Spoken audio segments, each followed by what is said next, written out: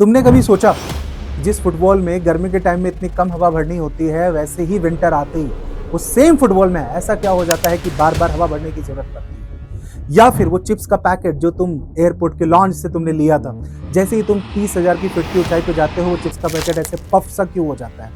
इन सब चीजों के पीछे छुपे हुए हैं कुछ नियम। वो नियम हैं, गैस के लॉज हैं, जिसके कारण गैस की कुछ प्रॉपर्टीज, कुछ बिहेवियर में चेंज आता है। नेक्स्ट 20 मिनट्स हम उन सारी प्रॉपर्टीज को कवर करने वाले हैं। लेकिन उससे पहले सबसे पहले गैस के बारे में थोड़ी बातें कर लें, जो तुम्हें ऑलरेडी पता है कि 3 स्टेट्स ऑफ मैटर जो तुमने बचपन में पढ़ लिया है, जैसे कि लिक्विड, सॉलिड और गैस। उसमें से जो गैस है भैया, उसकी खासियत क्या है? एक तो इनके मॉलिक्यूल्स जो है, उनके बीच में इंटरमॉलिक्यूलर स्पेस बहुत ज्यादा है। क्यों है स्पेस इतना ज्यादा? क्योंकि उनके बीच का जो फोर्स ऑफ अट्रैक्शन है वो बहुत ही कमजोर है। इस वजह से मॉलिक्यूल्स दूर दूर पर रहते हैं। साथ ही साथ इनके मॉलिक्यूल्स में काइनेटिक एनर्जी बहुत ज्यादा है, इसलिए शांत नहीं बैठते। ये क्या करते हैं? रैंडम मोशंस में मूव करते रहते हैं, और उस मूवमेंट की वजह से बहुत सारे चेंजेस हैं जो हमें देखने को मिलते हैं। सबसे पहले हम 3 बेसिक फिजिकल प्रॉपर्टी की बात करेंगे, जिसके ऊपर ये पूरा चैप्टर बना हुआ है।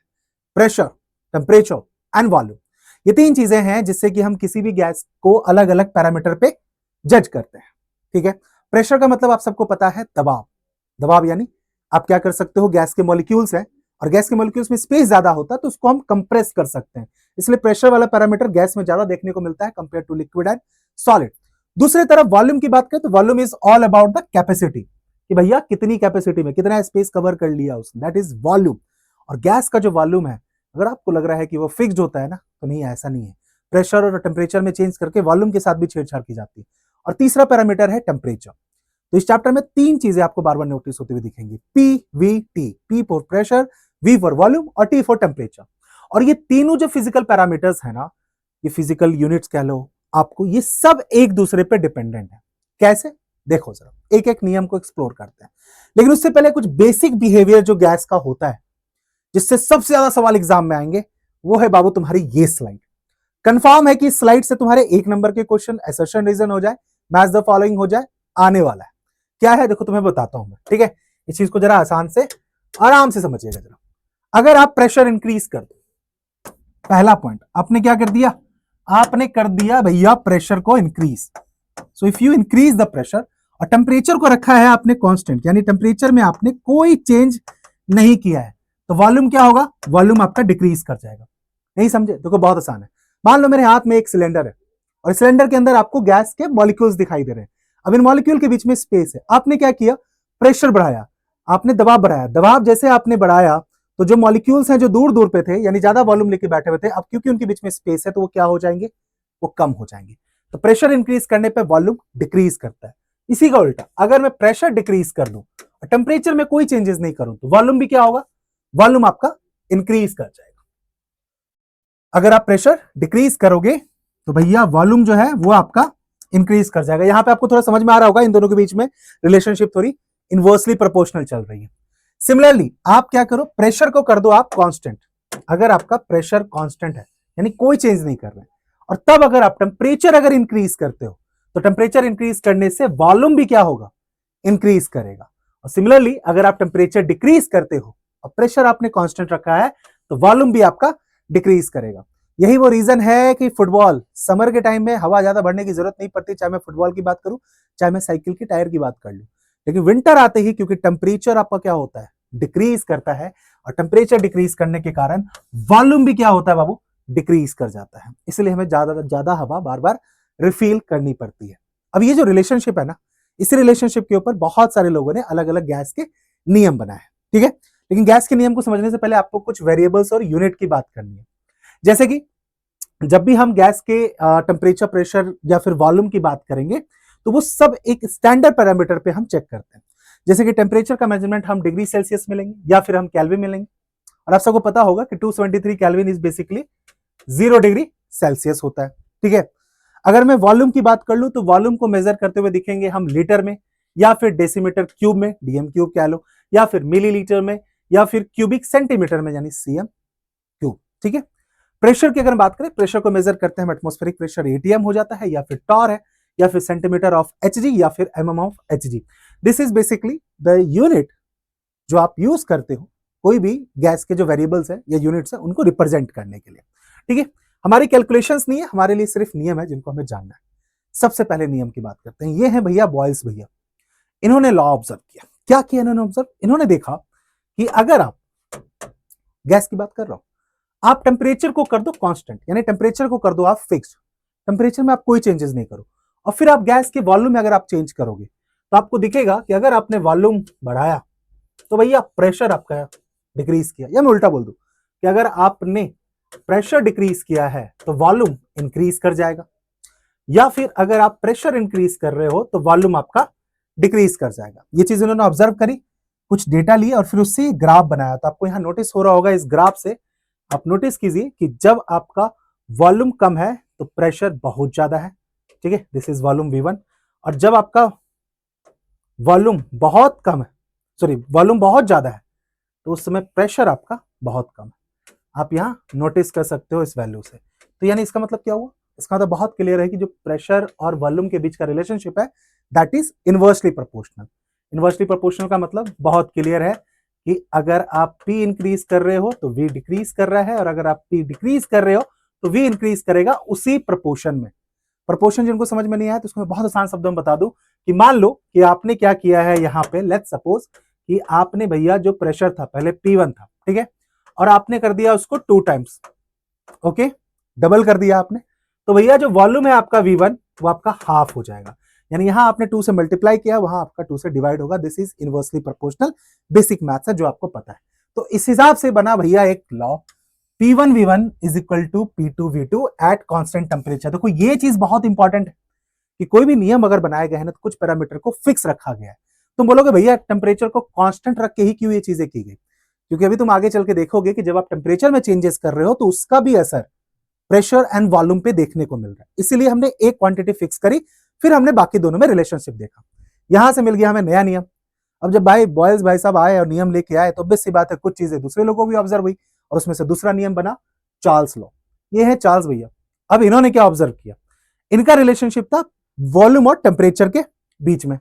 इन्होंने कहा कि देखो ऐसा है कि अगर आप ऐसा समझिएगा जरा, प्रेशर को कर दो कांस्टेंट, प्रेशर में कोई चेंज नहीं करो, और फिर आप वॉल्यूम और टेम्परेचर के बीच का अगर आप ग्राफ देखो या वॉल्यूम और टेम्परेचर रिलेशनशिप देखो तो वहां पे आपको डायरेक्टली प्रोपोर्शनल दिखेगा। अब डायरेक्टली प्रोपोर्शनल मतलब आप समझ रहे हो, if you increase the temperature the volume will increase, and if you decrease the temperature the volume will decrease. ये वही एग्जांपल है जो मैंने आपको स्टार्टिंग में बताया था कि गर्मी के टाइम में चाहे आपका फुटबॉल हो, चाहे आपके साइकिल की टायर की हवा हो, आप नोटिस कीजिए गर्मी में ज्यादा हवा बढ़ने की जरूरत नहीं पड़ती है। क्यों? टेम्परेचर आपका ज्यादा, वॉल्यूम आपका ज्यादा है, तो जो भाई टायर के अंदर की हवा है वो एक्सपैंड रहती है, इसलिए कोई जरूरत नहीं पड़ती। लेकिन जैसे ही विंटर आता है, टेम्परेचर कम होता है तो वॉल्यूम भी आपका कम हो जाता है। सिंपल सी बात है, टेम्परेचर कम होने से गैस के जो मॉलिक्यूल्स है ना उनकी काइनेटिक एनर्जी कम होती है। काइनेटिक एनर्जी कम होती है तो वो दूर दूर जाने की जगह थोड़ा नजदीक नजदीक रहता है, इसलिए वॉल्यूम उनका कम हो जाता है। तो भैया यहां से एक चीज और है, एक और बात तो बड़ी इंटरेस्टिंग है जो इस नियम की रिगार्डिंग पूछी जाती है कि eight constant temperature the volume of dry gas changes by 1/273 of its original volume पर राइज और फॉल इन द टेम्परेचर।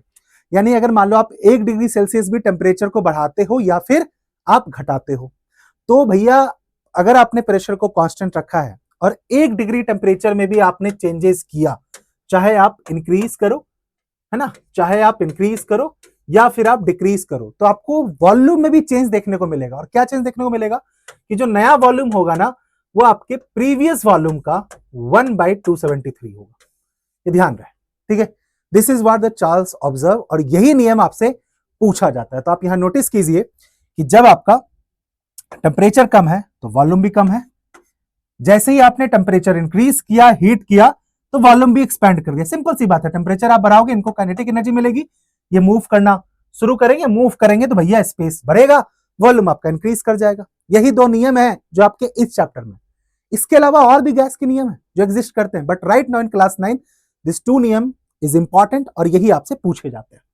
अच्छा, फिर यहां पे कुछ और पैरामीटर भी आते हैं जो आपको ध्यान होने चाहिए, जैसे कि absolute zero and temperature conversion. देखो भैया एब्सोल्यूट जीरो का मतलब क्या है, बहुत सारी कैलकुलेशन आप देखोगे जहां पे आपको ये टर्म यूज होता हुआ दिखेगा। Absolute zero is basically a parameter, that means कि जब टेम्परेचर आपको कहा जाए it's absolute zero, that mean कि भैया 0 केल्विन या फिर डिग्री सेल्सियस में मैं कहूं तो -273 डिग्री सेल्सियस, ये जो टेम्परेचर है दैट इज एब्सोल्यूट जीरो। अगर इसको आप केल्विन स्केल में देखोगे, अगर आप केल्विन स्केल पे देखोगे तो भैया -273 जो डिग्री सेल्सियस होता है, समझिएगा जरा, कन्वर्जन अगर आप करो तो आप सबको पता होना चाहिए कि 0 degree Celsius is equivalent to 273 kelvin होता है ना। तो एक कन्वर्जन जो आपका कभी कभी एग्जाम में पूछ देते हैं कि अगर मुझे डिग्री सेल्सियस से केल्विन में जाना है तो क्या करना है, 273 ऐड करना है। जैसे for this question, in this question ये 20 डिग्री सेल्सियस आपका टेम्परेचर है, 20 डिग्री सेल्सियस है ना, इसको केल्विन में कन्वर्ट करना है तो इसमें कुछ मत करो, 273 इसमें ऐड कर दो, दैट बिकम 293 केल्विन, बात खत्म। ठीक है, ये चीज है। एंड देन फाइनल आपका कि मैंने आपको स्टार्टिंग में कहा था कि कुछ गैस होती हैं जिनको हम आइडियल गैस कहते हैं। अगर आपको पता है कि ऐसी कौन सी गैस है जो एग्जिस्ट करती है, जो आइडियल है, तो आप जरा कमेंट करके बताना। अब आइडियल गैस किसको कहते हैं? वैसी गैस भैया जो सारे गैस के नियम को फॉलो करे। एक आइडियल पर्सन कौन होता है? एक आइडियल सिविलियन कौन होता है? जो गवर्नमेंट के बनाए गए सारे रूल रेगुलेशन को फॉलो कर रहा है। तो भैया गैस के अंदर भी यही है कि एक आइडियल गैस, उस गैस को कहेंगे जो सारे लॉज को फॉलो करती है। तुम कहोगे भैया सारे लॉ को फॉलो करे तो मतलब बेसिकली अगर हम सारे लॉ को कंबाइन कर दें प्रेशर, वॉल्यूम एंड टेम्परेचर को लेके, तो जो नियम बनेगा that is PV equal to NRT. अब यहाँ पे तुम्हें दिखाई दे रहा है कि जो हमने प्रेशर, वॉल्यूम और टेम्परेचर के रिलेशनशिप की बात करी, उनको कंबाइन करके एक लॉ बना, और जो गैस इस लॉ को फॉलो करेगी वो कहलाएगी हमारी आइडियल गैस। और ये जो इक्वेशन है पीवी इक्वल टू एनआरटी, इनको हम जनरल गैस इक्वेशंस कहते हैं, जिसमें बेसिकली हमने effect of pressure and temperature and changes on volume को हमने एक साथ कंबाइन कर दिया। यहां पे ना आप डायरेक्ट रिलेशनशिप निकाल सकते हो प्रेशर, वॉल्यूम और टेम्परेचर के बीच में कि कौन किसके डायरेक्टली प्रोपोर्शनल है और कौन किसके इनवर्सली प्रोपोर्शनल है। एंड द लास्ट जो टर्म यूज होती है बार बार इस चैप्टर में, that is STP, standard temperature and pressure. तो ये जो स्टैंडर्ड टेम्परेचर एंड प्रेशर है ना, बेसिकली ये वैल्यू, जब मैं स्टैंडर्ड टेम्परेचर कह रहा हूं तो आपको पता चल गया, या तो मैं कह रहा हूं 0 डिग्री सेल्सियस, और केल्विन की बात करूं तो 273 केल्विन। अगर मैं स्टैंडर्ड प्रेशर कह रहा हूं दैट इज 1 एटमॉस्फेरिक प्रेशर, या 760 मिलीमीटर ऑफ एचजी, या 76 सेंटीमीटर ऑफ एचजी, ये दो वैल्यू है। आपको एक चीज और बता रहा हूं कि आप आगे चल के देखोगे कि बेसिकली जब कैलकुलेशंस की गई, इतनी सारी जो थ्योरी बनाई गई, न्यूमेरिकल जब सॉल्व किए गए ना, तो ऑब्वियस सी बात है कि बहुत सारे पैरामीटर थे, आपको क्या कहते हैं, प्रेशर्स के एंड टेम्परेचर के। लेकिन हमने क्या किया, हमने एक स्टैंडर्ड सेट किया, क्योंकि हम इस पैरामीटर को रेफरेंस मानेंगे और इसी पे सारी कैलकुलेशंस करेंगे, तो वहां पे आपको बनाइए एसटीपी।